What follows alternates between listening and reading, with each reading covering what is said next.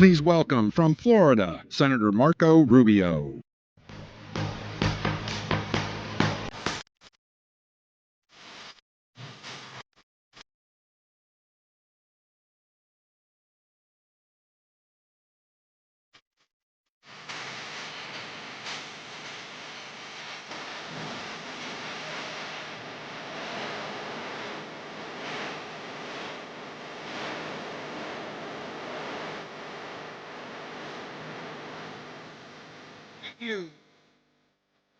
Thank you. Thank you. In a few moments, you're going to hear from the 45th and soon-to-be 47th President of the United States. And, you know, our country took a wrong turn about 4 years ago, and everything is worse off than it was then. And, you know, the country in the America that I grew up in, the one you grew up in, the one that changed the world, was a country full of hope and aspiration for the future and getting ahead. And that's what we've lost. And that's what we want to recapture. That's what this is really all about, is we want to be a country again that has big dreams and fulfills them, that does big things. And the only thing standing in our way is a bad administration. After 4 years of progress that set us back, and I know people are just so tired of every day waking up to the news that our borders being overrun, that our streets are no longer safe because we're being flooded with criminals. I know people are tired of the cost of living has been unaffordable for working people. That was the American dream. If you work hard and you're willing to work hard, you can get ahead, you can leave your children better off than yourself. And there are millions of people today that are doubting it or are finding it impossible because of the insane policies of the current administration. And so what this election is about more than anything else is fixing those problems so that we can once again have the great country that we inherited from our parents and our grandparents. Now, I know you may not be aware of this, maybe no one's told you, but I want you to know something. Pennsylvania is a really important state tomorrow.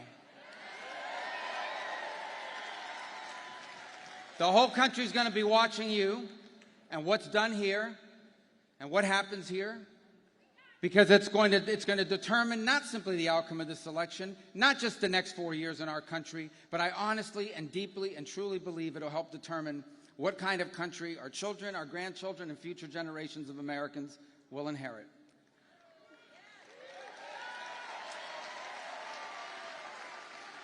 If I may briefly, with your permission, I want to say a few words in Spanish. Aquí Latino. And I primarily do that. They speak English, by the way, but I primarily do it because I don't like the way the translators translate my words on the news. I prefer my translation. I speak Spanish, but I mostly speak Cuban, which is different. Pero los boricuas me van a entender y los dominicanos también. Aquí hay dominicano y boricua. Mira, mis padres llegaron aquí en el año 56 a los Estados Unidos, no tenían absolutamente nada. Mi papá era un bartender, mi mamá limpiaba casas, limpiaba en hoteles, trabajó de cajera. Y mis padres con esos trabajos pudieron ser dueños de un hogar. Tuvimos una casa, criaron 4 hijos, le dieron la oportunidad a una vida mejor de la que tuvieron ellos. Porque ellos llegaron al país más grande en la historia del mundo. Y eso es lo que se está perdiendo ahora. Eso es lo que está en peligro. Esta elección se trata si esto va a seguir siendo o no va a seguir siendo un país como ese.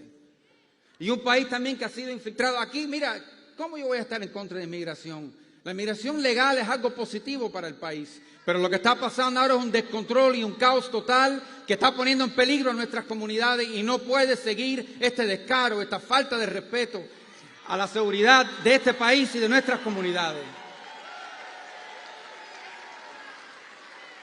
Y le digo que el único candidato que va a arreglar eso se llama Donald J. Trump.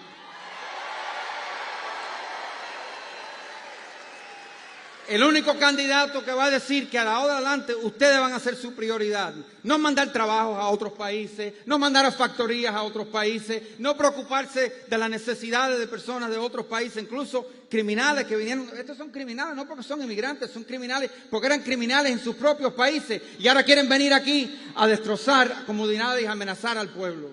No se puede permitir. Y eso va a seguir si Kamala Harris sale electa presidente. Pero Donald Trump va a salir presidente mañana y él lo va a parar.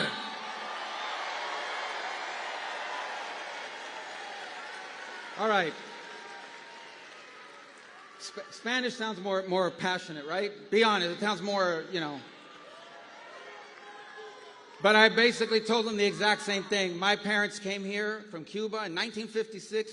My dad was a bartender, my mom was a maid. They never made a lot of money, but you know what? Working as a bartender and a maid, they owned a home, they retired with dignity, and they left all 4 of their children better off than themselves. That's called the American dream, and we're going to bring it back.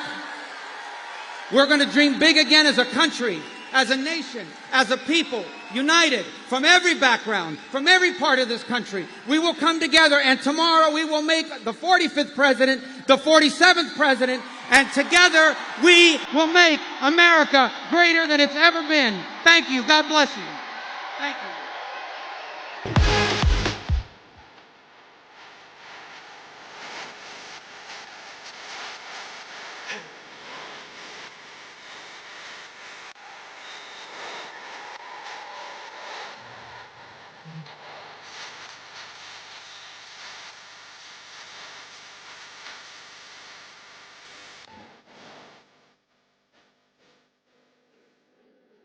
Ladies and gentlemen, please welcome from Arkansas, Governor Sarah Huckabee Sanders.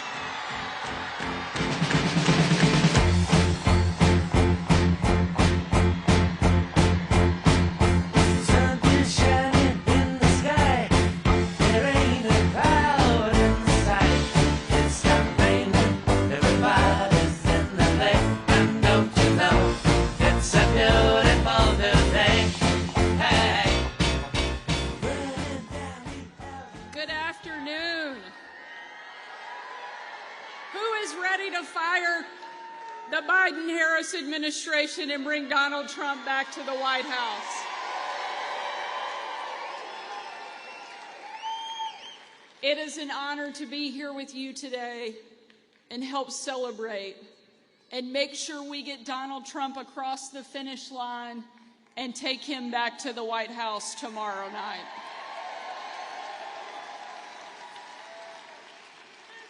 When the president hired me as the press secretary, I was the very first mom and only the 3rd woman to hold that job.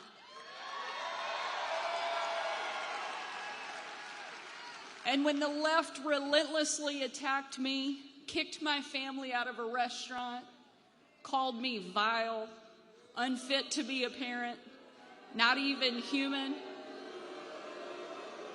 and a parent of a teacher, a parent of a child spit on our car. It was Donald Trump who empowered me, defended me, and built me up to take the next step back to the podium.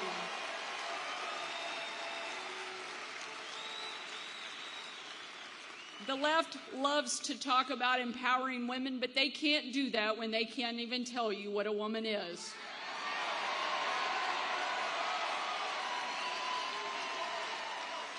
Donald Trump not only believes in empowering women, he believes in empowering every American, and that our country is worth fighting for, and he will never stop fighting.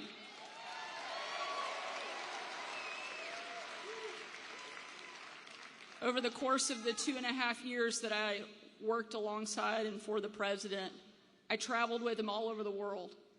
No trip more impactful than December 25th of 2018. When I traveled with the president on Christmas night, we boarded Air Force One in total darkness with no lights on the plane, no lights on the runway. And 12 hours later, when we touched down in the war-torn part of western Iraq, it was again a similar scene. No lights on the plane, no lights on the runway. The only light you could see was coming from a dining hall where hundreds of troops had packed in. Absolutely no idea that the President of the United States was about to walk into the room.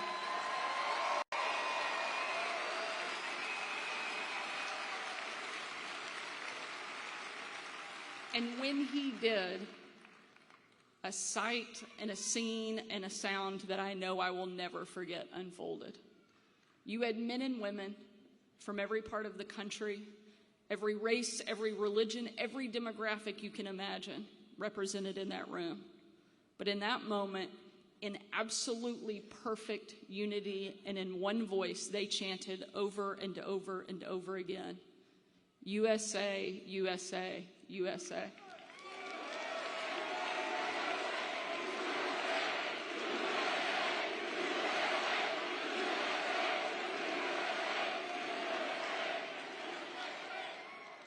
It was an absolutely perfect picture of what makes America so incredible. Men and women willing to put everything on the line so that you and I can live free in the greatest country that the world has ever known.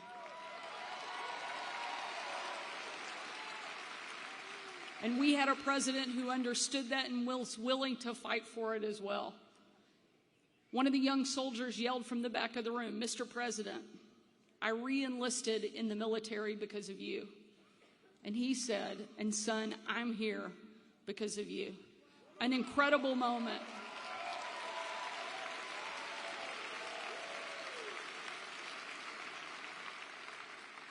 This is a president who loves our country, who will never stop fighting for our country. But he needs you to fight alongside him. We're not all called to serve on the battlefields of Iraq. We're not all called to run for office, but every single one of us has a part to play in making sure our children get to enjoy the freedom of America. And that starts right here in Pennsylvania, getting Donald Trump reelected and sent back to the White House.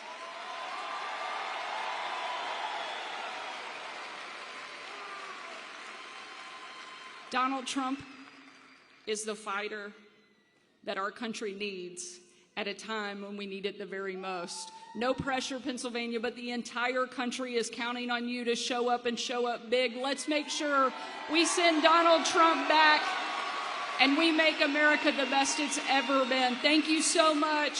Let's do this.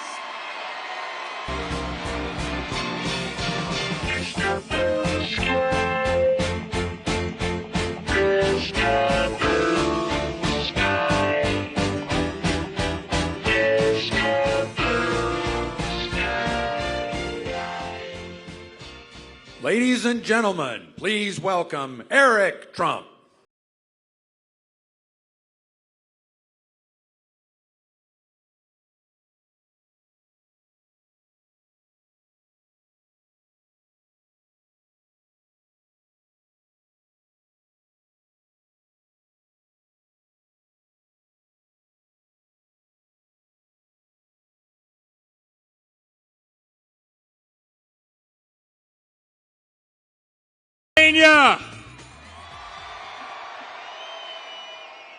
Well, Donald Trump is in the house, so let's make some noise for the greatest president the United States have ever had.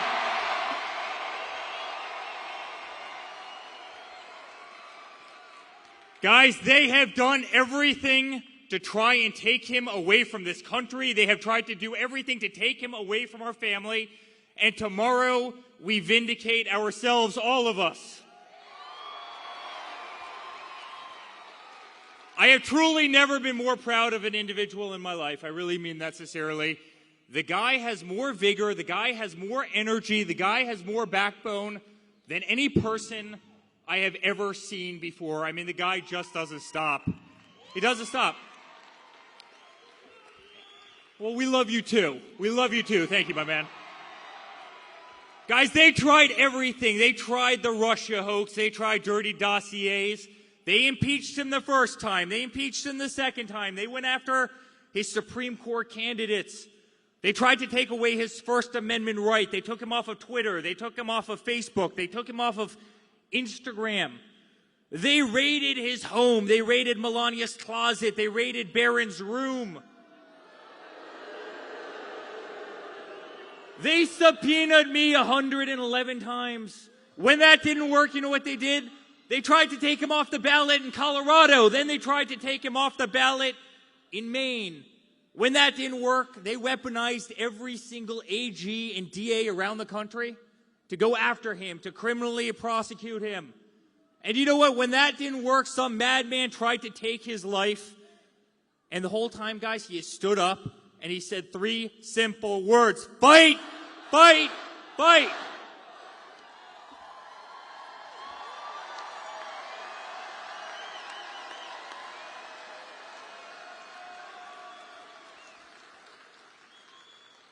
You know what, guys? The fight isn't over. The fight is just beginning. Tomorrow, we take back the United States of America.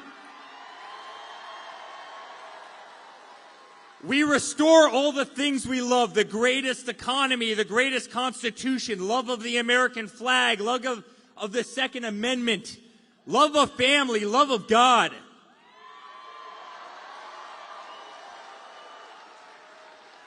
Guys, we take it all back. You know, Sarah just said it. We win Pennsylvania, we win the entire country. If we win Pennsylvania, we win the United States of America. And so, guys, thank you for the greatest 10 years of my life. Thank you for the support of my father. I can't tell you how much it means to him. I can't tell you how much it means to our family. We love you. We love you. We love you. God bless all of you. God bless you. God bless the United States of America. Let's make America great again. Thank you, Pennsylvania. Thank you, guys.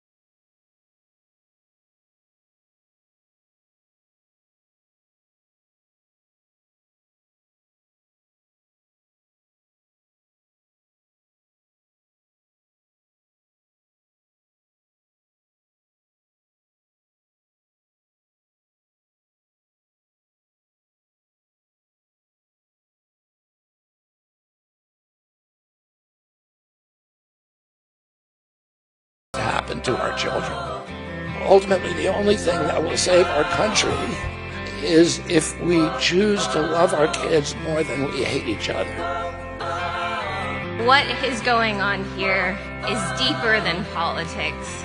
It is deeply spiritual. We are being called to rise above the hatred and the fear and the evil. We need to remember above and beyond that we must love our neighbors, that we must treat other people as we hope to be treated. You want to be a rebel? You want to be a hippie? You want to stick it to the man? Show up on your college campus and try calling yourself a conservative. America is going to reach heights that it has never seen before. The future is going to be amazing!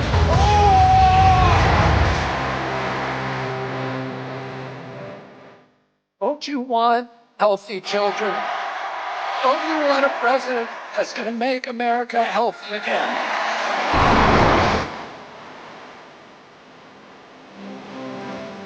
I come to you today as a former Democrat. I will be a first-time Trump voter tonight.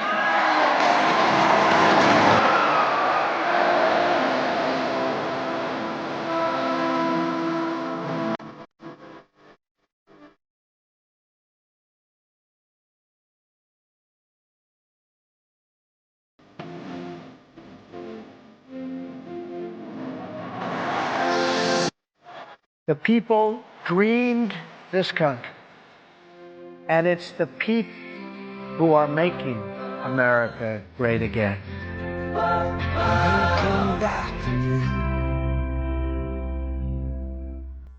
Ladies and gentlemen, please welcome the next president of the United States, President Donald J.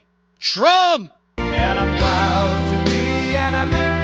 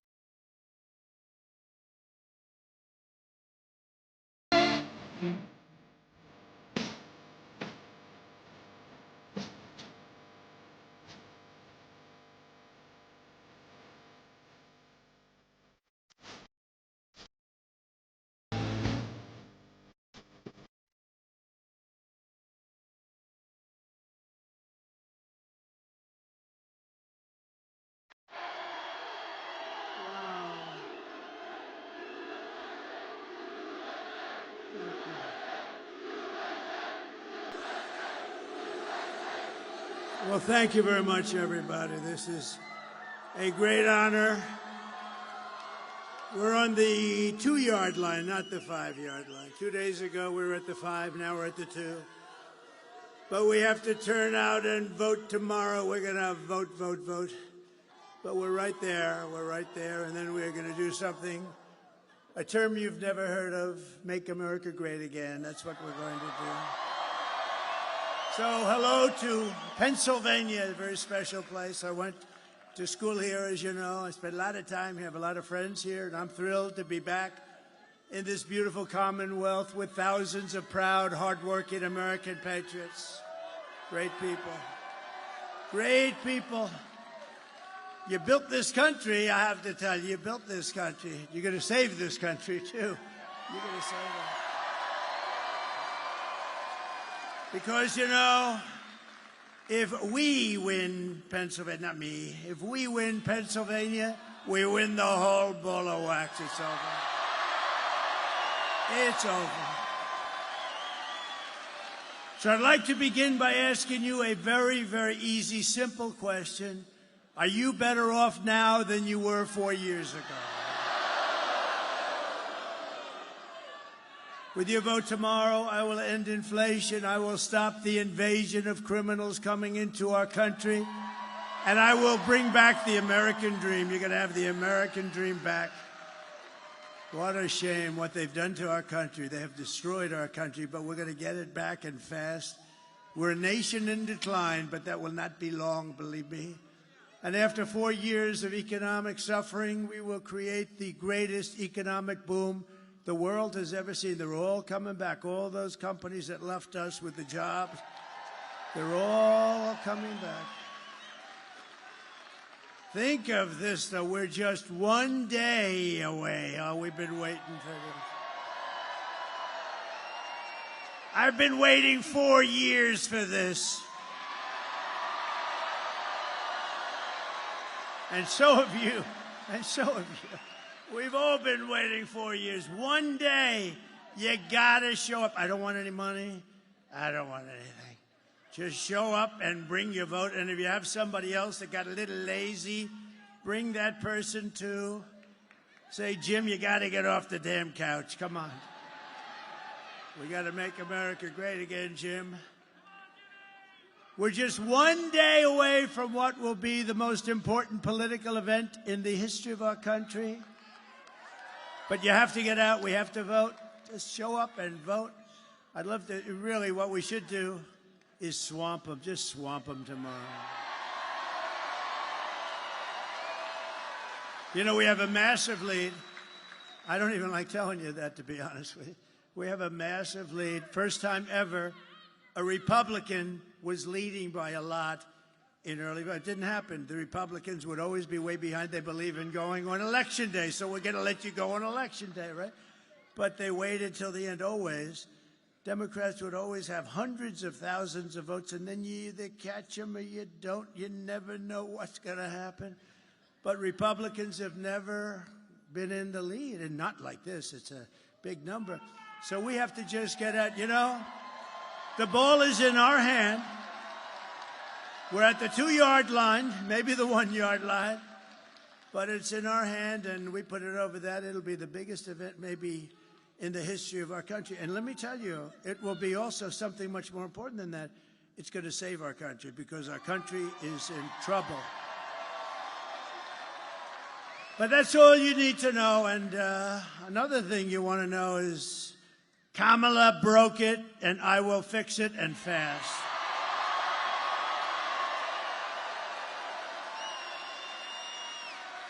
America will be bigger, better, bolder, richer, safer, and stronger than ever before. This election is a choice between whether we will have 4 more years of gross incompetence and failure. That's what it was, 4 years of gross. Nothing good happened. What good happened? They cheated on their numbers. You saw last week they cheated on all their economic. We're in like a depression territory. I'll give you a little advance notice, 12,000 jobs. When did you hear that? That's like for Walmart. That's not for us. That's not for a country. It's 250, 300, 400, 100. 12,000. We lost hundreds of thousands of manufacturing jobs over the last month. Think of that. It's going to be that, or whether we will begin the 4 greatest years in the history of our country. We're going to make these unbelievable years, and we're starting from a negative. You know, we're starting from like about 15 yards off the field. We're not starting at the 20. We're starting from 15 yards off the field. And speaking of football, maybe we can get the NFL to drop that ridiculous kickoff sit. What the hell are they doing? What is that? I watched the game the other day. I said, what the hell happened? They just kicked off and nobody moved. Oh, well, that's up to them. This will be the golden age of America. Tomorrow, it's a beautiful term, isn't it? I was saying before, I was just proofing and reading and studying and all that stuff, and what a beautiful term, the golden age. We're going to be in the golden age. Won't take long.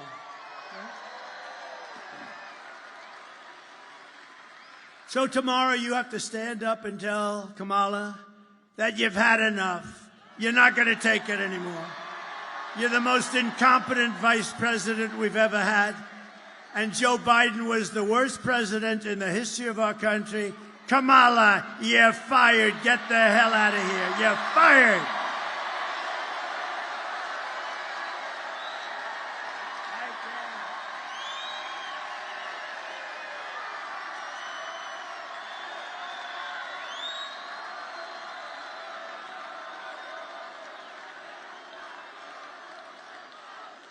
This is a hell of a nice place. Thank you.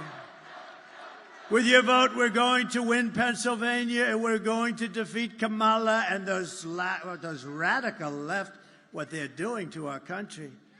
Crazy Nancy Pelosi. What's about her? She has Visa stock, a big position. You know, she started off with nothing. Now she's worth $200 million. How did that happen?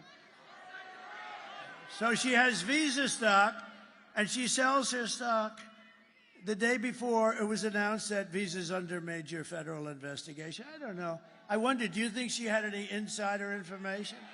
I don't know. It's disgrace. Honestly, she's a disgrace. They ought to throw her the hell out of Congress. We are going to make America great again, and it's going to be fast. We're going to do it fast. We'll fast track it. Over the past 4 years, Kamala has orchestrated the most egregious betrayal that any leader in American history has ever inflicted upon our people. She's violated her oath of office. She's eradicated our sovereign border and unleashed an army of gangs and criminal migrants from prisons and jails, insane asylums and mental institutions, from all around the world, from Venezuela and the Congo in Africa, stealing countless American lives. And these are rough customers that are coming, much rougher than almost anybody in this room, other than the other night I had the Penn State national champion wrestling team. Think of this. They have a great coach. They've won exactly 11 out of the last 13 national championships. And I looked at these guys. They came up. I brought them up. And we were at Penn State when we did a little bit of a rally. It was a little rally that we could have sold the place out about 15 times. But we brought them up. I heard they were here, and I brought them up. And they had more muscle than I ever saw in any human being. And I looked at them and I said, you know, fellas, you may be the only ones in this room, in this country, that could take the migrants in a fight. You may be the only ones. Then I said, but they fight dirty. They use knives and guns, and they do, and they are vicious, and they're tough. And we're going to get them the hell out. We have to. Our country's being destroyed. Our country is being destroyed. Here today, there's an incredible woman who I got to know, actually, over this tragedy, Patty Morren, whose heartbreaking story is a tragic warning of what will come to every city in America. It's coming to every city. It's already there. I mean, they won't even talk about it, but it's coming. It's only going to get worse. And by the way, 21 million people she allowed in, open borders. We have no idea who they are, and many of them are bad.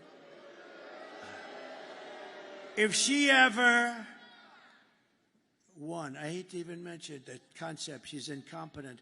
If she ever won, she would have open borders the following day after the election, and you wouldn't have 21 million people, which is a record in history.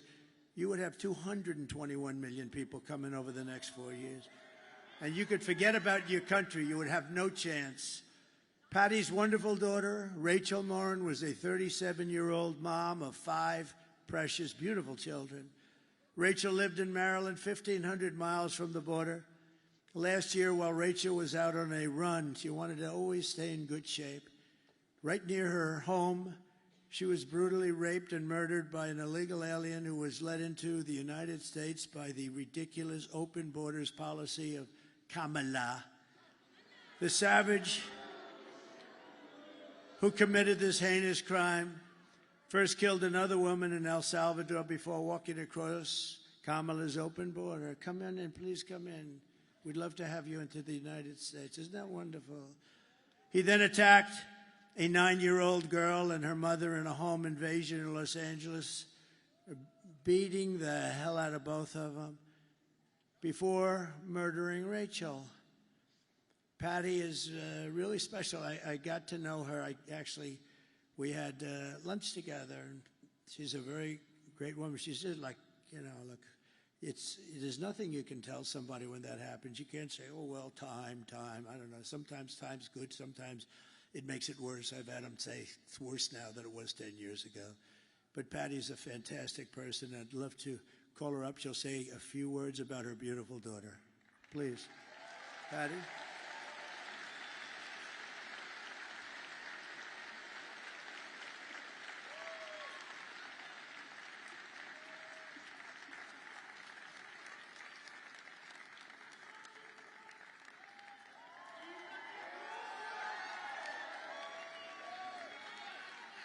Thank you.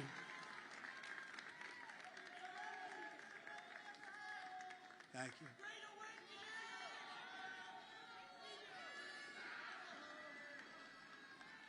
All right, so be careful.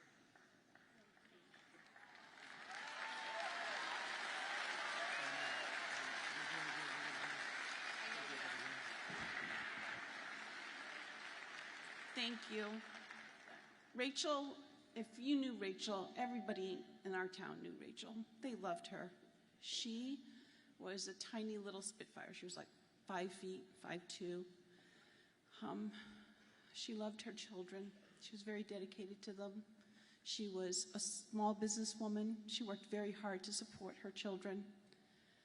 She was physically active. She took very good care of herself.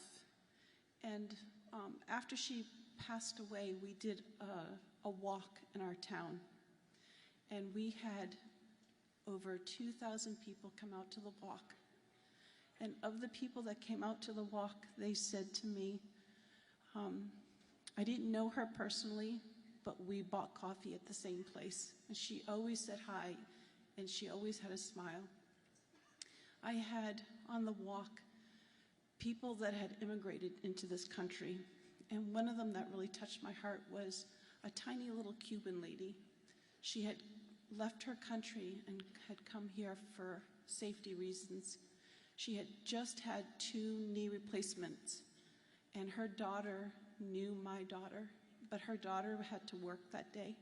So this lady with the 2 little knee replacements walked the trail for her daughter because her daughter was so impressed and so moved by Rachel. And this woman, at the end of the walk, wanted to take a picture with me and offered me $1, because that's what she had in her pocket, to help towards expenses for my daughter. I told her to take the money and take her daughter out to lunch and give her a hug. But family is the most important thing that we have.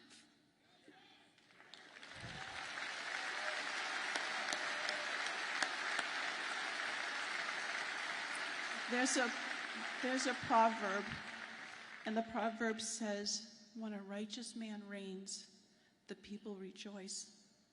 But when wickedness reigns, the people mourn. And it's been 4 years of our country mourning because of the hardships that have been inflicted on us that are unnecessary.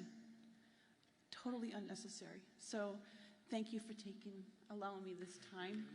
Thank you very much. And this is our next president of the United States. He's an awesome man. Did you get your eyes fixed? Not yet. We're working on it. You got that, huh?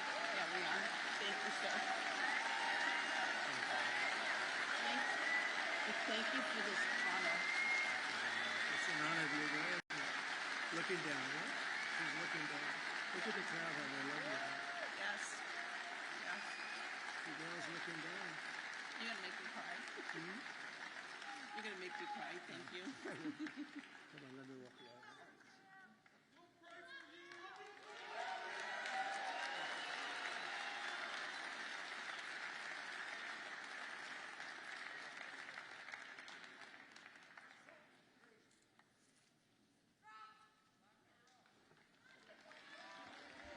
Thank you very much.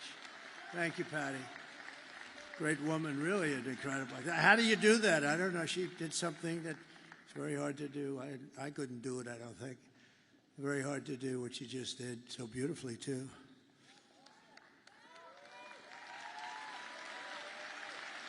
And last night we had a woman from Puerto Rico, Carmen, lost her daughter, Mimi. It's the same kind of thing. A migrant came in from a country, just brutal. They're just killers. I mean, they don't care. Her daughter was also beautiful. And Rachel was beautiful. But a similar thing killed, and the woman got up, killed 5 days ago. And the woman got up and she just spoke. And both of them, the job is to do that. I don't know how you do it, but they are incredible. They're incredible people. We have incredible people in this country, I tell you. And we can't let savages come in from other countries and take them out. We can't let these animals come in for other countries. They come in and they take them out, and then they're protected by the radical left. It's a terrible thing that's happening, and it's levels. When I was in this debate with the three people, 2.5, I figured, the 2 anchors and a half a candidate. And David Muir, when I said about, no, crime's way up. No, it's not, it's down. I said, am I debating you? And the next day, somebody at Justice Department actually likes me. They released the numbers. It was up 45%. Crime was up, way up right now. And you have a new crime that you can add. It's called migrant crime. And it's as vicious as there's ever been. It's a level of viciousness. And I put up tapes, but you know, the problem is the fake news never puts the tapes on. A friend of mine calls me. And he says, I watch all your rallies. They're the greatest rallies. But you know, when you put those tapes up, the cameras, look at all those cameras over there. They don't have one camera that goes, and all it has to do is go an inch here, an inch here, and you have it. They don't put them on television because they don't want to see the horror show of those tapes. So I don't even bother with them anymore because it's ridiculous. Isn't it ridiculous? And you know, it would be actually better for the networks, better. I mean, you're showing things of great interest, and they're horrible to watch. They're horrible to watch. But I don't put them up anymore pretty much because they won't put them on. They won't move the camera an inch and an inch. Isn't that terrible? You know why? Because it's fake news. The day I take the oath of office, the migrant invasion ends and the restoration of our country begins. The United States is now an occupied country, but it will soon be an occupied country no longer. It's not going to be occupied long.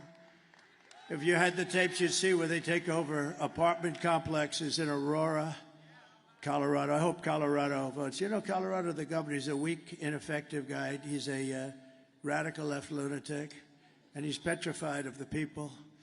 It's a gang from Venezuela, very nasty, along with MS-13. They're probably the 2 worst gangs. They're vicious, vicious. He doesn't know what to do. All talk, you know, they're all talk. And yet when I was the leading candidate and we're going through the country like easily, routinely, he decided that he's going to try and take me off the ballot. That doesn't sound very democratic, does it? You know, they always say, he's a threat, me. I'm a threat to democracy. I'm the one that's saving democracy, just so you know.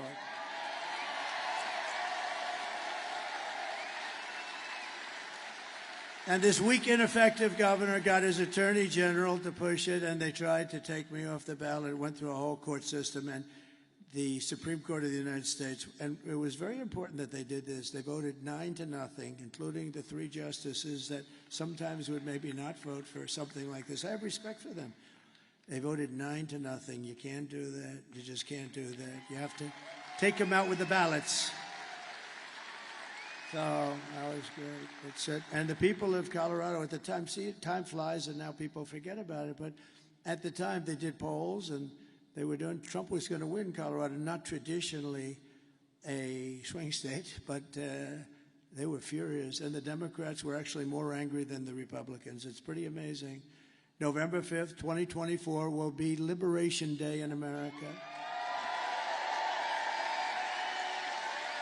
And on day one, I will launch the largest deportation program of criminals in American history. We're going to get them out. We have to.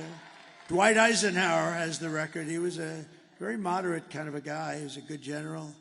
He's a good president, too, better than a lot of people think. He built the interstate system, did a good job, but he hated the concept of people pouring into our country. And he has the record, but we're going to unfortunately beat the record. It's not something I want to do. But this is not sustainable by any country. They're taking over your towns, your schools, your hospitals. Springfield, Ohio, 52,000 people in the town. They dropped 30,000 migrants into the town. And now they can't use their hospitals. They can't use their school systems. I will rescue every city and town that has been invaded and conquered. Can you imagine? I'm up here making a speech, talking about towns and cities and big cities. Look, I see New York. I see what happened. And the mayor made some nasty statements about it. You know, the mayor, Mayor Adams, he made statements about this is not sustainable. We can't, I mean, you have to help us with this. Hundreds of thousands of people are piling into New York. You have to help us. And I said to my people, he'll be indicted shortly. They indicted him. One of the indictments is he was upgraded in an airliner. Everyone gets upgraded. Anybody who's gotten upgraded, please raise your hand. You will be indicted. No, think of this. I've been upgraded. I used to fly that way. They used to upgrade me all the time. That would mean I have a potential additional investigation because I've been investigated more than Alphonse Capone. Think about it. He killed people at will. If he went out to dinner with this handsome gentleman right here and he didn't like him, he said, "You're looking at me the wrong way. I don't like you." He had no chance of making it out of the dining room. And I got investigated. Think of it. I got investigated more, and I did nothing wrong. And I have to say the Republican Party really stuck up for me. They said, this is ridiculous. Unanimously. And they'll put the vicious and bloodthirsty criminals, we're going to get them. We're going to throw them out of the country, first choice. If they're really crazy vicious, and we have many of them. Don't forget, of the 1,399 that are murderers, many of them committed 2 murders. Of these people, I don't know, I'd almost rather keep them in jail because, you know, if they come back, now we're going to have something about them coming back. It's serious, and we'll tell you about it. But we're going to either put them in jail or we're going to get them, and for the most part, we want to just get them the hell out of our country, right? No, they're emptying their jails and mental institutions to expedite removals of the removal of Trende Aragua and other violent gangs like MS-13, all savage gangs, tough gangs. They're tough, they're nasty. That's why I want to be with those Penn State guys. I feel very good. I will invoke the Alien Enemies Act of 1798. You know, 1798, that's when they ran the country a little tougher than we run it today. Today, you get a little slap in the wrist when you kill somebody. You kill somebody. Oh. Now, if you fight for a fair and free election, then they throw the book at you, right? Then they throw the book because they don't like it because you're getting too close. And you know, those numbers that are coming in today, nobody's ever seen numbers like this. It's a great tribute. So we're going to invoke the Alien Enemies Act of 1798 to target and dismantle every migrant criminal network operating on American soil. And if they come back into our country, it's an automatic 10 years in jail with no possibility of parole. And I'm hereby calling for the death penalty for any migrant that kills an American citizen or a law enforcement officer.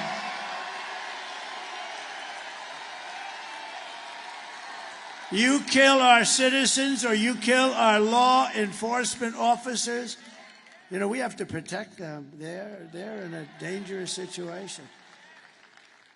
And we have very few. It's very hard to get them now. It's because we don't protect them. We don't stick up for them. We don't fight.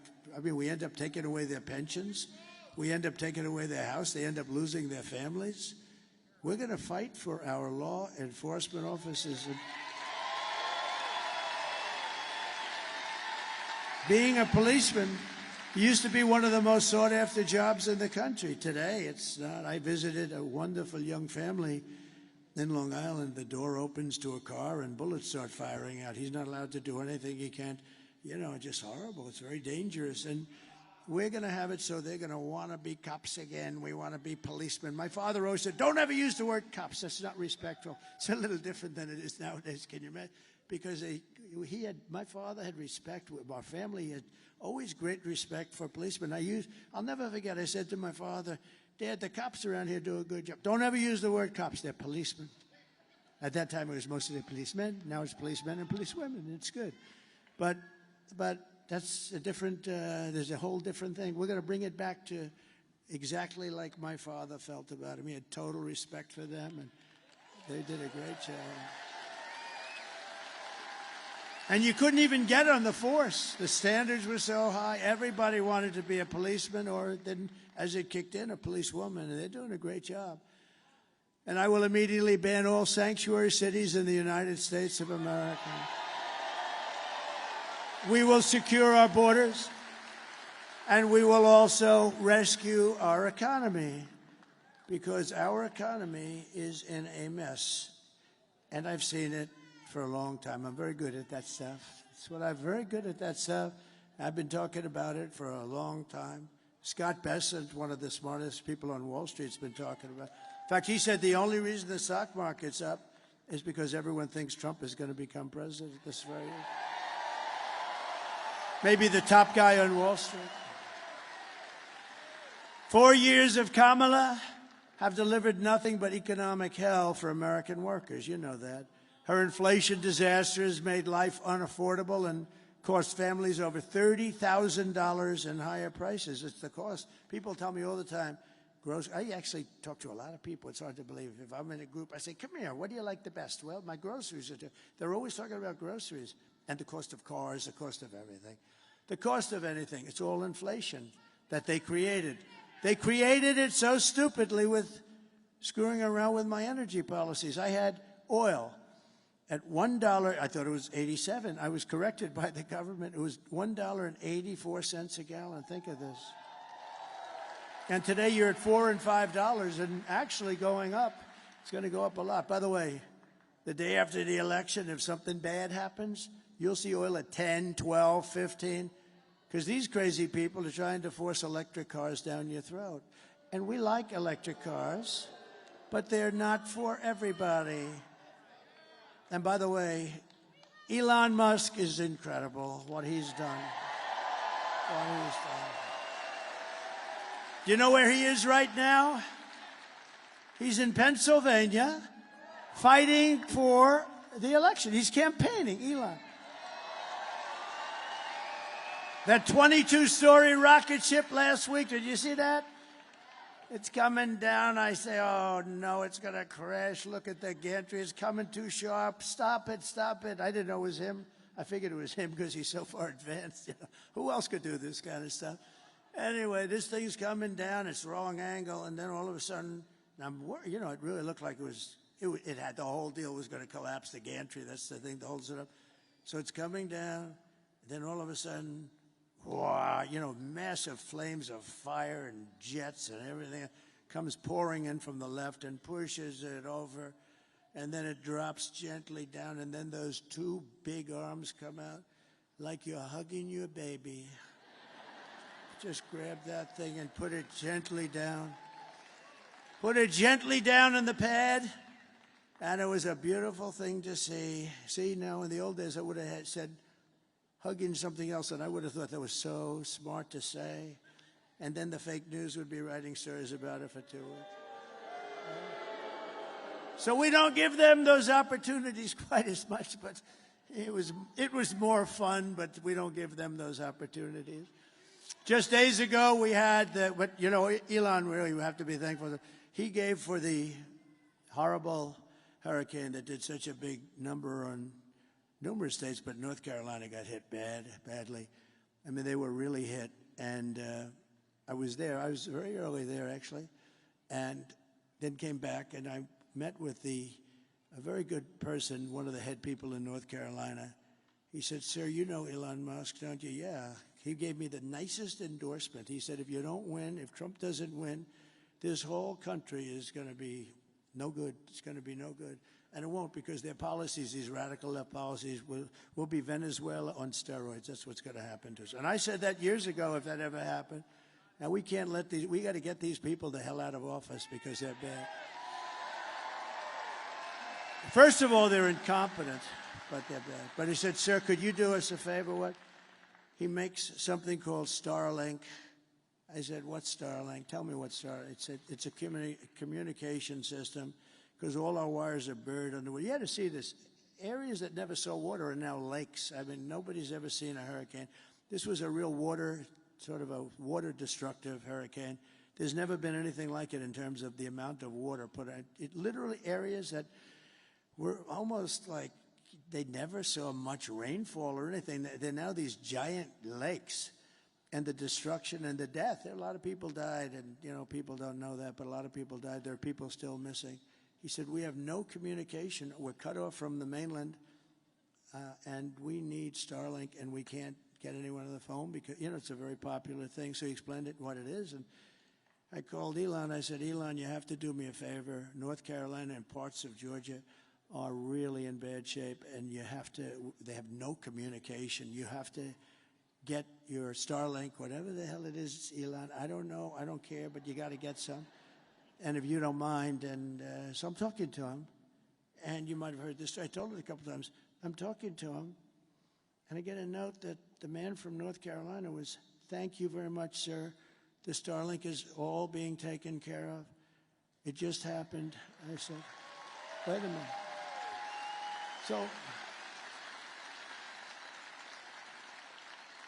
So I said, "Elon, did you approve that?" "Yeah." "How the hell did you approve it? You're talking to me on the phone." He said, "Well, I'm able to do two things at one time." And they got so much Starlink, and I said, "How is it?" He said, a week later, I said to the guy, "How is it?" He said, "It's unbelievable. You saved a lot of lives." So Elon is a great guy, so we want to thank him.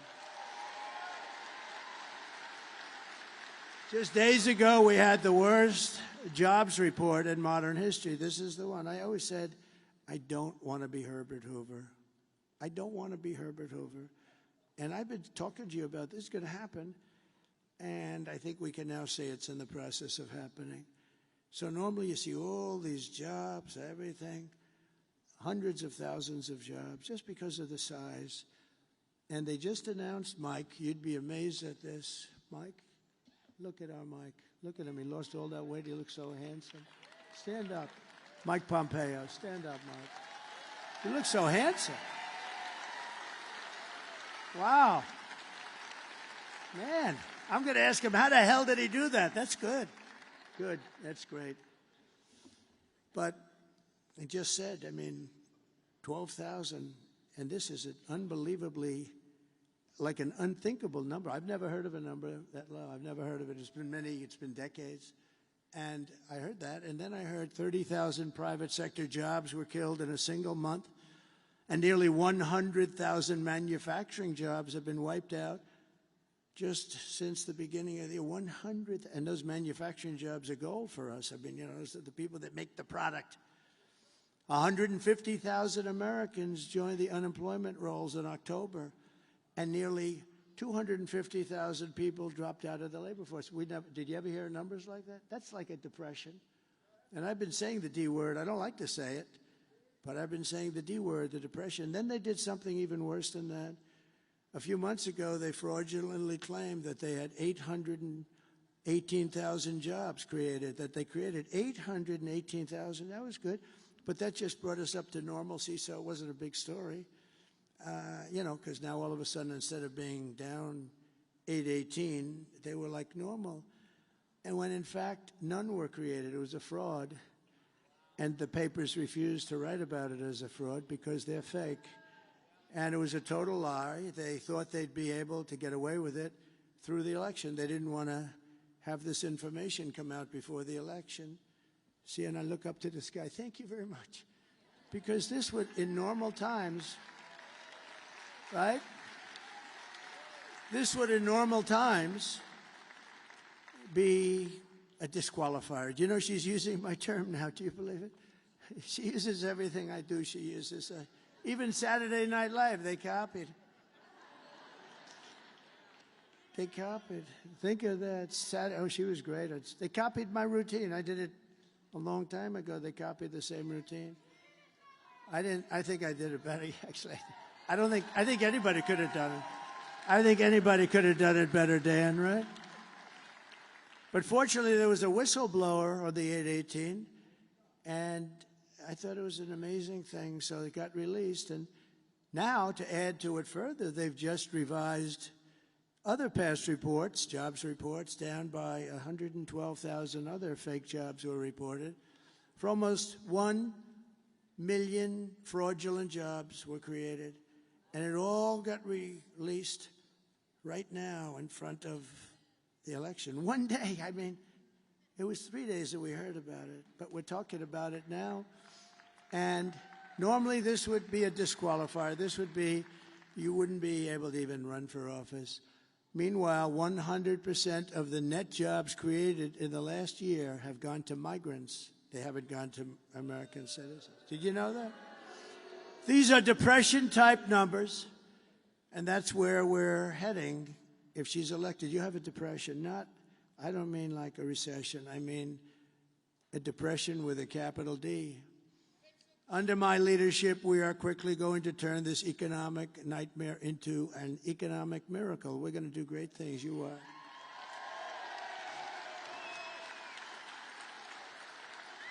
We're going to make America wealthy again, and we're going to make America affordable again. We have to get the prices down.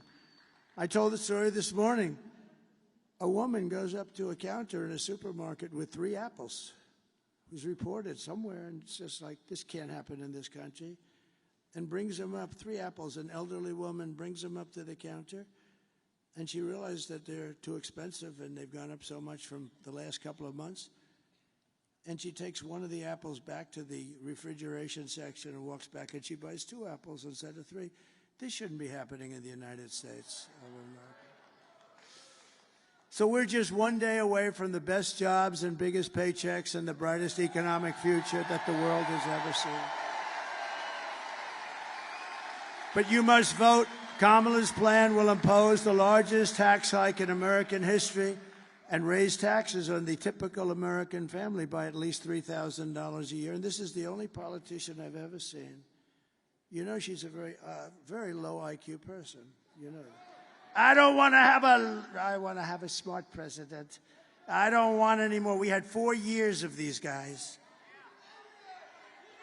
President Xi, Mike, of China is not a low IQ person. Do you agree? He's a very severe person. He's a very fierce person, but low IQ is not one of his traits. Do we agree? No, but these guys, these leaders at the top of their game, and we don't have that. We have people that 30 years ago, Biden wasn't any good. He had the worst policy. If you would have taken Biden's policy reviews over a 40-year period and reversed them, you would have gone down as the single greatest policy expert, foreign policy expert. My plan will massively cut taxes for workers and small businesses, and we will have no tax on tips, no tax on overtime, and no tax on Social Security benefits for our seniors.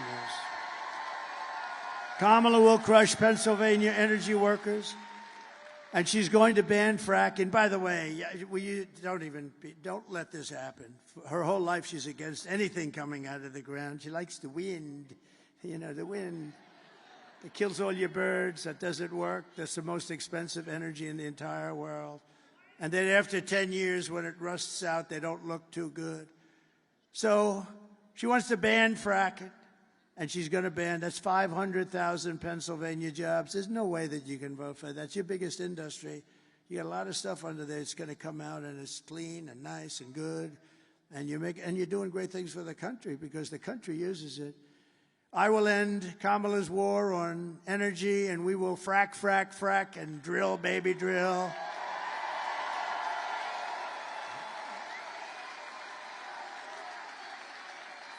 And I will cut your energy prices, all of your energy, gasoline, for the house, air conditioning, heating, everything. In 1 year from January 20th, which would be the day we take over. Oh, it's so close, but still dangerous. These people, how would you like to be Putin and you want to call the United States and you have no idea who to call? No, it's true. Let's see, let's call up the United States. I'd like to work something out. Who do we call? Sir, really, there's nobody you can speak to. I just thought of that the last couple of days. They want to make a deal, Mike, and they have nobody to speak to. You know, maybe they'll speak to the guy right alongside of you. You got a great Senate. By the way, you have a great Senate candidate. I hope you're gonna go for it, David. He's great. I hope you're gonna go. He's working hard. You know, it's hard beating those guys that are in there for 25 years and do nothing. See, when you do nothing, you're a survivor. You can never get yourself into problems. He does nothing for you. He doesn't fight for your frack, and he wouldn't care. He wouldn't even say to her, no, we can't do that. That's going to have a terrible impact on Pennsylvania and the country. He would never say that. He's a survivor. His father was in for 25 years. He's in for whatever the hell he's in for, 25-something. And they're tough to beat, I have to tell you, because he's just a survivor. That's the only thing he's good at. You need more than a survivor. You need this guy. This man is good, David McCormick. And he's working hard.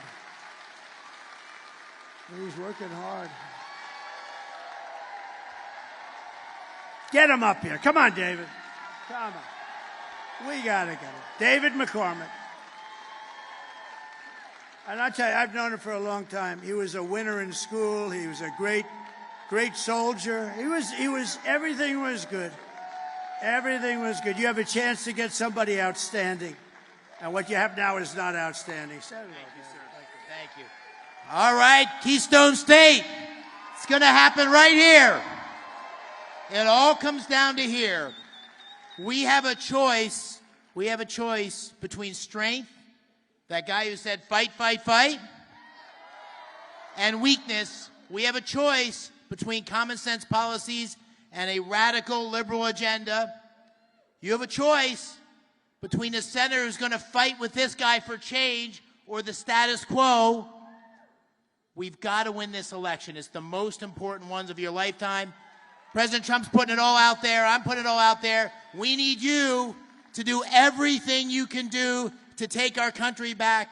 We need you to get out and vote. We need you to tell 10 friends. We need you to put up signs. We need you to pray. And if you do that, on November 6th, we'll say, on this day, November 5th, we saved our country. We got it back on track. We put the right leadership in place.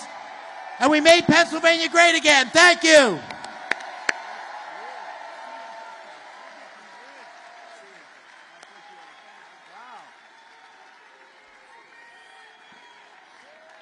Wow. We have some other senators here, and I have to tell you, I think they're looking forward to having him as a partner in the Senate. We have some good ones, too. Senator Bill Hagerty, Tennessee. Tom Cotton, a great guy, Tom Cotton. Tom is a great guy, Arkansas. And Marco is Marco. He's fantastic. Thank you, fellas. Thank you, fellas. That's a great group of people. I heard Marco, that little speech he gave, that was pretty, I didn't understand a damn word he was saying. But he's great. You have a lot of members of Congress, but just a few of them that I have to, because they're outstanding. They're outstanding people. John Joyce, Lloyd Smucker, Dan Muser, G.T. Thompson. These guys are all warriors. Stand up, fella. They're warriors.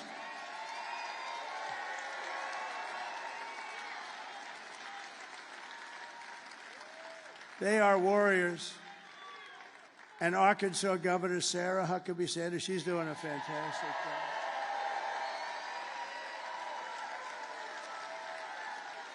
She's fantastic. Pennsylvania Treasurer Stacey Garrity. Where's Stacey? Thank you, Stacey. Oh, thank you, Stacey. Good job. Former Secretary of State Mike Pompeo, great guy. Great guy. RNC Chairman Michael Watley, he's doing good. He's doing good. I told him, do me a favor. You've heard this speech before. Stay back. Just work on the votes. We've heard this speech before. You have a man from Europe. I don't know if he's here. I saw him backstage. What he did was, and what he is doing is sort of what we did a few years ago. He's doing a great job. He's always been my friend for some reason. He liked me. I liked him. And he's shaking it up pretty good over there. He was the big winner of the last election in the UK, and he's a very spectacular man, very highly respected, Nigel Farage.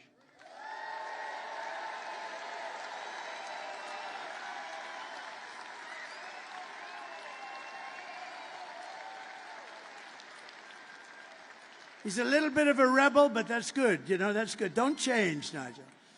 And you have my children, and they are spectacular. Don, Eric, Tiffany, and Laura, and Michael Boulos. And Tiffany's going to have a baby very soon. Going to have a baby. Tiffany's having a baby. Thank you very much. That's really great. They're very good. They're very good kids. And a lot of friends are here. Steve Witkoff is here. He's given a lot of money to different charities and all. He's really, really something. Oh, they're there. I'm wondering, why are all those cameras? That's the innocent right there. And you know, Laura is a superstar. Laura is like unbelievable. Laura has been unbelievable.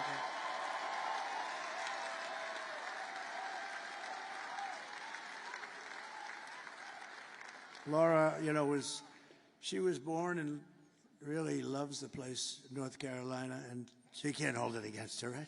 She was born, she loves North Carolina, and so do I, so do we all. We've never had a loss at North Carolina. And she could have been senator very easily, and I said, do you think it's something you'd want to do? Nobody could have beaten her. She was through the roof, and she said, no, I love my husband, I love my children, I really want to give them some time. We end up making her like chairman of the Republican Party. That's supposed to be easier, along with Michael Watley. But she loves North Carolina, and she could have it. And Ted Budd, who's doing a great job. I said, Ted, would you like to run? She said, I'll only run if Laura doesn't run, because nobody can beat her, which is really true. And she said, I think Ted would be great. He ran, he won, and he's a fantastic senator. But I just want to thank this group is a very special group. And Ivanka and Barron. Ivanka called me this morning, and she said, have a great time today, because this is, you know, we're going to be doing 4 of these today. 4. They're big ones. They're big. But we felt we could do the abbreviated version. In other words, ladies and gentlemen, listen, I have to get around. Do you mind if we speak for 5 minutes? And everyone said, I guess. But we do the whole deal. You've been with me from the beginning, and I'm with you from the beginning. So. And we have Barron, and Barron he got into a great college, and he's doing really well. Barron is watching us as we speak. He loves this stuff. Barron's watching with our First Lady, our beautiful First Lady. Oh, she's got the #1 selling book in the country. Melania, it's called. Go buy it. Buy it for Christmas. It's beautiful. I read it every page very closely before I recommended it. I didn't know. You got to be careful.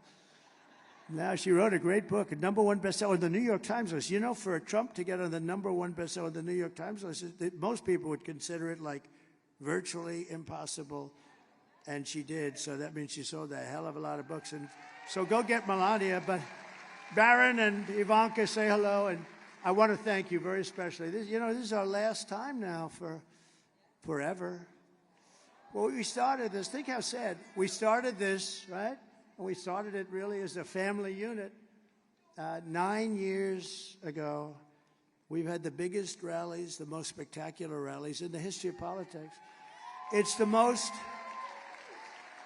biggest and most powerful movement in the history of our country by far. And I say that in front of the fake news all the time. There's nobody can correct it. And I tell the story of Pat Buchanan. I like Pat Buchanan. Now he's a pretty old guy. I hope he's around. I think he is, but he's a pretty old guy. But he became very famous and very successful, and he was on all the shows for years, for 40 years, because he came in second in the New Hampshire primary. And he took that. We won 50 states, and then we won the presidency. And we did even better the second time than we did the first time, as you know. We had more votes than any sitting president in the history of our country. And things happened. And I said, you know what? We did so well. Let me see how they're doing. And they were doing horribly, because I didn't need to do this. And they were doing horribly. And I said to the family, I said to Melania Barron, and I said to Ivanka, I said to everybody, I said, I think we got to do it again. We had, think of it, if I would have done badly in 2020, I wouldn't do it. It would have been easier. But we all know how well we did. And I said, we got to do it again, only because I looked at the incompetence, Afghanistan, you know, all these things that were happening. You take a look at it. You take a look at how bad, nothing good was happening. We were disrespected all over the world. Other countries laugh at us right now, and now they're laughing harder than they've ever laughed before. And we're not going to let anybody laugh at us. It's not going to happen. So I said, let's do it. Let's give it a shot.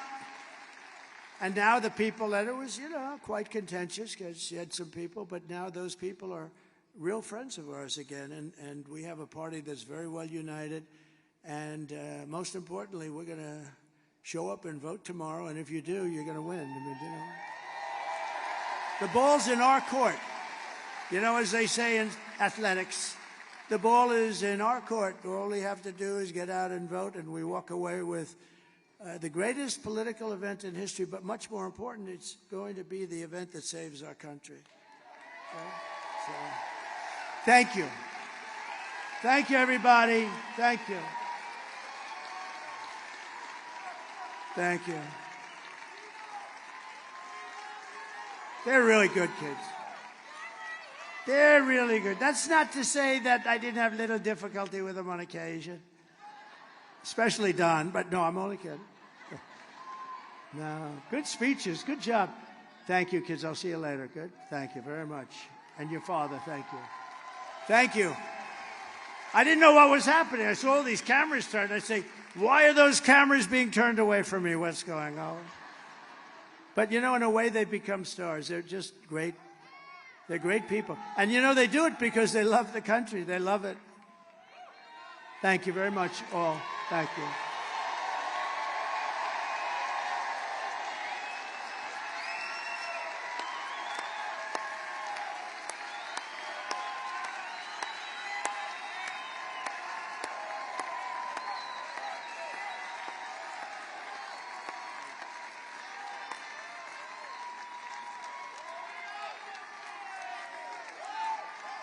Thank you, everybody. So here are the facts. And Kamala, now we have to talk. Oh, bring them up. Okay, come on, let's go. They all want me to bring them up. There's a lot of love. Come here, my boy. Come here, my beautiful boy.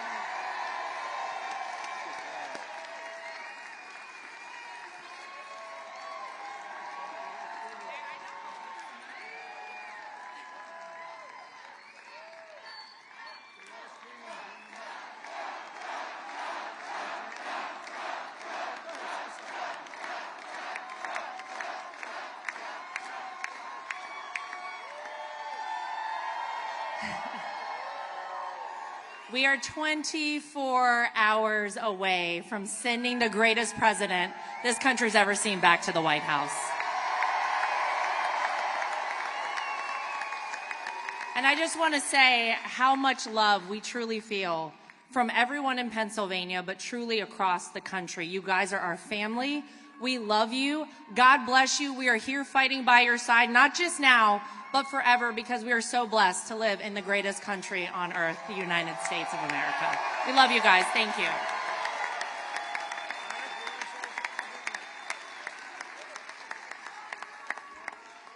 This man right here is the greatest warrior America has ever seen.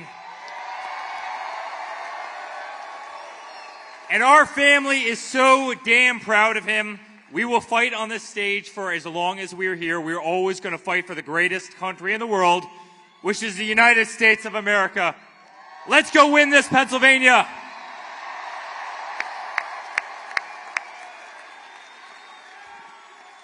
Guys, for us, this has been an honor of a lifetime. You guys are the best, but now it's up to you. We can't do it by ourselves. It was always about all of us. It was about one country. It was about taking back our freedom, our rights from those who are trying to take away from us. So tomorrow, bring your friends, stay in line. Let's vote, vote, vote. Let's take back our country. Thank you, Pennsylvania, and thank you, America. God bless all of you.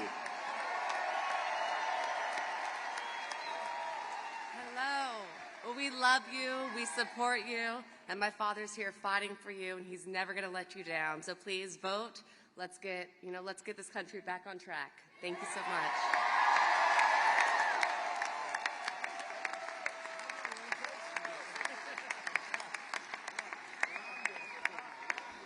I shouldn't have done that. I got to follow that now. I'm not going to follow that. So kids, go back to work. Let's make sure everybody shows up tomorrow to vote, okay? Thank you. Thank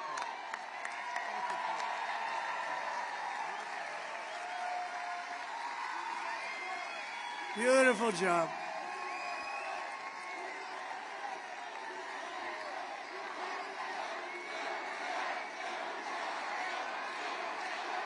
They're great. They're great. They're good people, and they love our country, but they really are good people. They're kind people. They have big hearts. They're strong. They can be nasty, but they have big hearts, those great children of mine.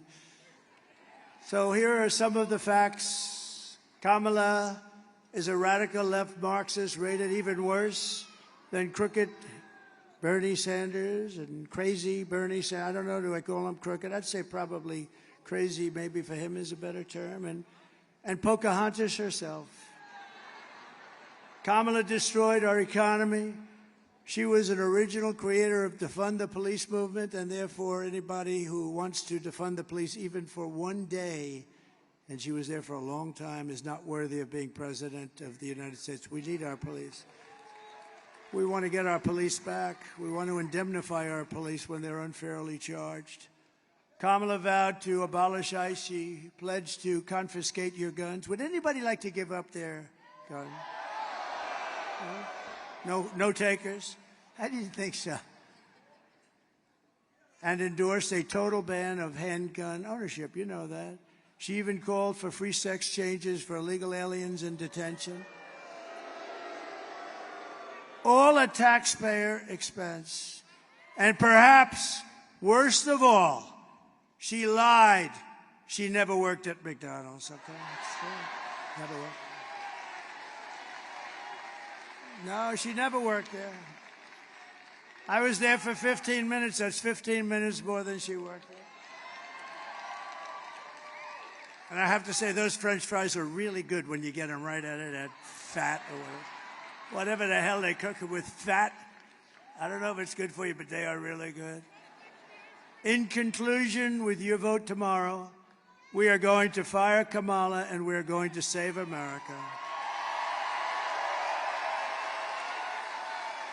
We will cut your taxes, end inflation, slash your prices, raise your wages, and bring thousands of factories back to America and back to Pennsylvania. We love Pennsylvania. Something about it. Think of the history you have here. Think of the history you have, the political history. Is there any place like it?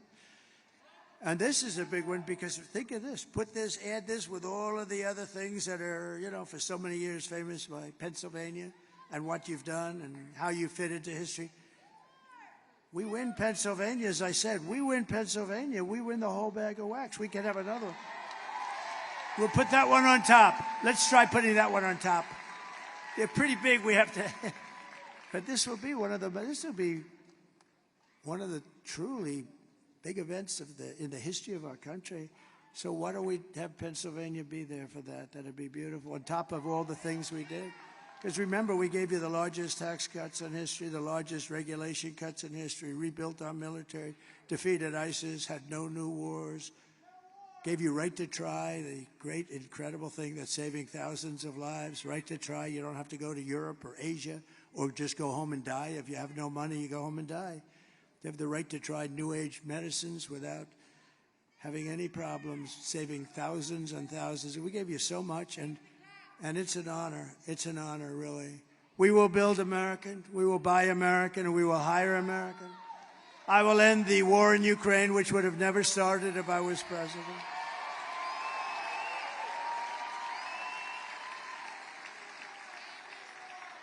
And I will stop the chaos in the Middle East. There's another thing, Israel, October 7th. October 7th would have never happened. All of those people that were hostages, hopefully are still, because I hope they're of hostage. I just hope they haven't been killed, but I think a lot of them are killed. I think a lot of them have been killed, but we can hope. But that would have never happened. That would have never, ever happened because Iran was broke. They had no money for Hamas. They had no money for Hezbollah. We would have had peace in the Middle East. You would have had peace. Instead, you have all of the death that's taking place. It's terrible. And I will prevent World War III because you're just around the corner from World War III, and this will be a war like no other. This will be a nuclear war. And this will not be two army tanks going back and forth and shooting at each other. This will be a war. The level of power of these weapons is, you know, I rebuilt our nuclear force. I rebuilt our whole military during the 40 years. We did a phenomenal job in that, but in many ways I hated to do it. In many ways I hated to do it with respect to the nuclear. Because they're going over the power levels of various things that we're rebuilding. And I say, General, are you sure about that? The power is just crazy. It's obliteration. And we have people that don't have a clue and they're negotiating. Look, Ukraine should have never started none of these things. How about when you look at Afghanistan? That would have never happened. We were going to get out of there with strength and dignity, and we were going to be, was going to be a victory. It was enough. They were in there for 21 years or something. But the one thing I would have done is I would have kept Bagram, the big air base, one of the biggest bases in the world. We built it many years ago for billions of dollars. The most powerful, longest runways that can handle anything in the world, 1 hour away from China. Remember, that wasn't really for Afghanistan. That was, you're 1 hour away from where China makes its nuclear weapons. And you know who has it now? China. These are stupid people. They took the military out first. They took the military. They said, oh, we had a plan. We had a plan. Mike Pompeo made the plan with me. We had a plan subject to all these different things that they had to do. They weren't doing them. They were doing some, but they said, great, we're not going forward until they do the other. We were going to be fine. But the one thing that wouldn't have happened, we would have never taken the military. You take the military out last, and we lost 13 lives and many people obliterated, and hundreds of people were killed on both sides. We will crush violent crime and give our police the support, protection, resources, and respect they so dearly deserve. We will strengthen and modernize our military. We will build a massive defense shield all around our country so a missile heads in our direction and we knock the hell out of it. We can have it. And Ronald Reagan wanted to do that many years ago, and he was right, except we didn't have the technology then. It would have been not good, but we didn't have today. You can shoot a pin out of the sky. It's incredible, actually, what they've been able to do. But it's all going to be made in the USA, and a lot of it is going to be made in the great Commonwealth of Pennsylvania. We will rebuild our cities, including our capital in Washington, D.C. We'll get rid of all the graffiti on those beautiful marble columns, and we'll clean it. And it'll be properly run, and we'll stop the death and shootings and muggings and everything. We'll make it a great capital, beautiful capital again. And we'll also make sure that our Supreme Court stays to 9 justices.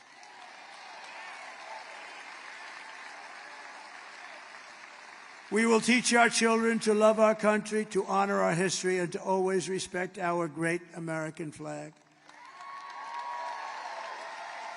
And we will get critical race theory and transgender insanity the hell out of our schools.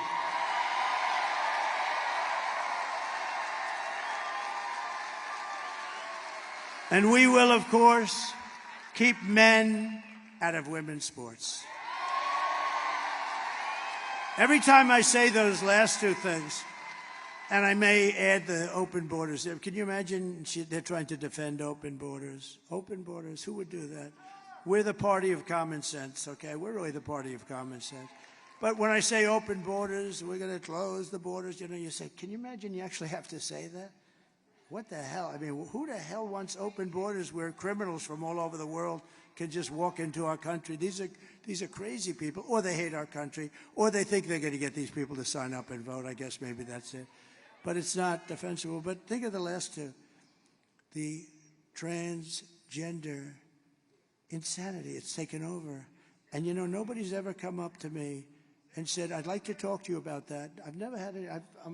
They've talked about taxes.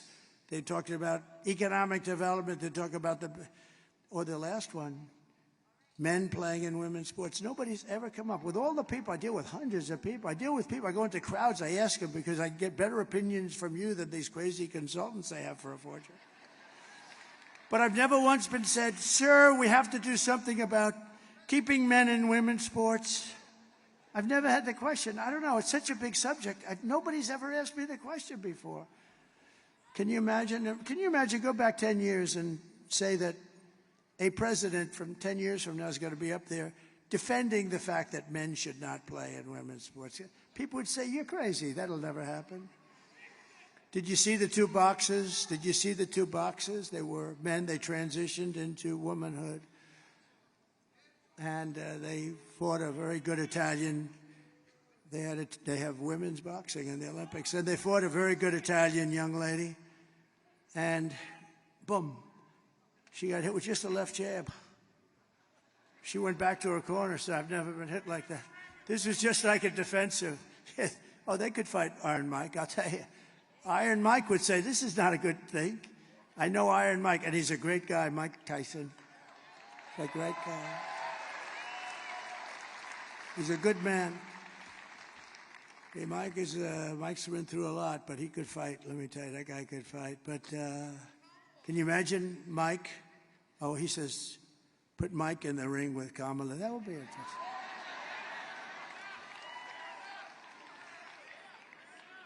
No, but can you imagine? And these two men that transitioned, you'll be shocked to know they both won gold medals. In some of the easiest fights, they're announcing a certain woman. She's a champion here, a champion there. She's great. She gets hit. Blah.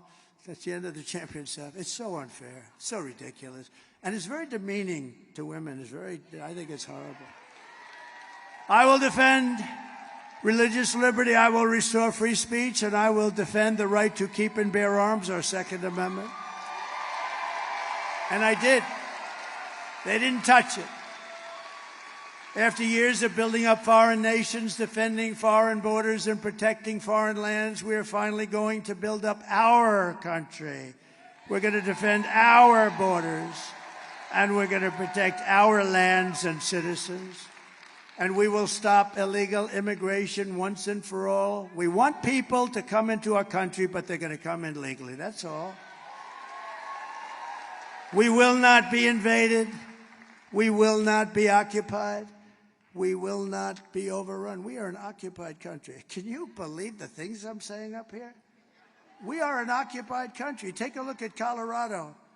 Take a look. Take a look what's happening there. Military-style weapons. Aurora. They're taking over apartment complexes. They're in the real estate business just like me. But I have to go out and borrow money or somehow pay cash. They just walk in and they say, you're paying the rent to me from now on, madam, and if you don't pay, it's big trouble for you. And the governor has no idea what the hell's happened, that poor guy. He's a radical Democrat. We will not be conquered. We will be a free and proud nation once again. Can you imagine? I have to say this. Everyone will prosper. Every family will thrive, and every day will be filled with opportunity and hope, and filled with the American dream. But for that to happen, we must defeat Kamala Harris and stop her radical left agenda with a landslide that is just too big to rig. We got to do it.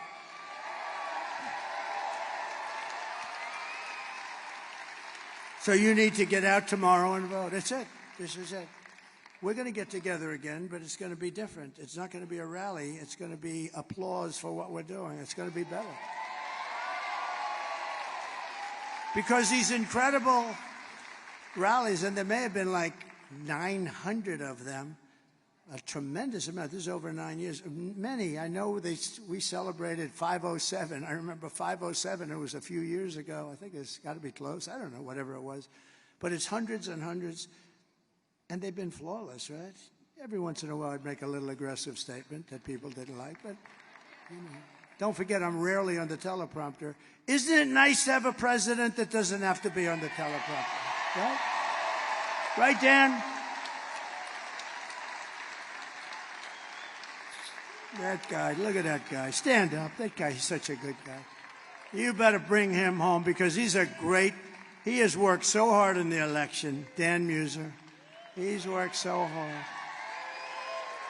And you know what? Think of it. Think of it. If we lost, I'd call him up tomorrow. I'd go, I won't say it. Franklin Graham said, please don't use foul language. I said, all right, Franklin. He said, you can tell the story just as well without the foul language. Actually, he's not right about that. It's not quite the same. When you don't every once in a while, not a real bad word, but you know, like a word. But he did say that, so I do my best. But I'd call him up with anger and fierceness. I'd say, you failed me. As opposed to calling up and say, Dan, you did a great job. I love you, Dan. Right? I think we're going to do the Dan, you did a great job. And you did, regardless. And all of these guys, they're all in. They're great guys. They're warriors. For the past 9 years, we've been fighting against the most sinister and corrupt forces on earth. That's right. With your vote in this election, you can show them once and for all that this nation does not belong to them. This nation belongs to you. You. This nation belongs to you.